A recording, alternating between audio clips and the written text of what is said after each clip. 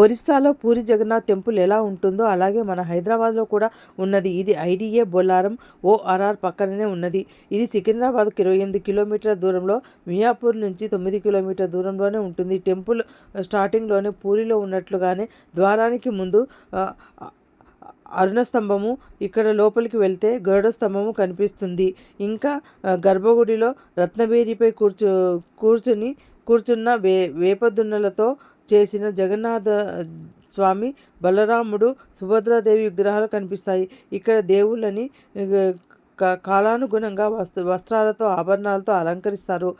ఇక్కడ మనకి ఒక పక్కన రామాయణానికి సంబంధించిన రాముడు సీతా విగ్రహాలు, ఇంకొక పక్కన పాలసముద్రంపై కూర్చున్న లక్ష్మీదేవి విగ్రహాలు, భగవద్గీతలో కృష్ణుడు అర్జునుడికి బోధించే సన్నివేశాలు లాంటి విగ్రహాలు కనిపిస్తాయి.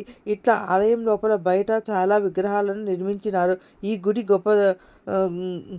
గోపురాన్ని 85 ఫీట్ల హైట్లో చాలా అందంగా డిజైన్ చేసినారు. ఇక జగన్నాథ స్వామితో పాటు చాలా ఉప ఆలయాలు కూడా నిర్మించినారు. మీరు హైదరాబాద్లో ఉంటే డెఫినెట్గా ఈ ప్లేస్ను విజిట్ చేయండి.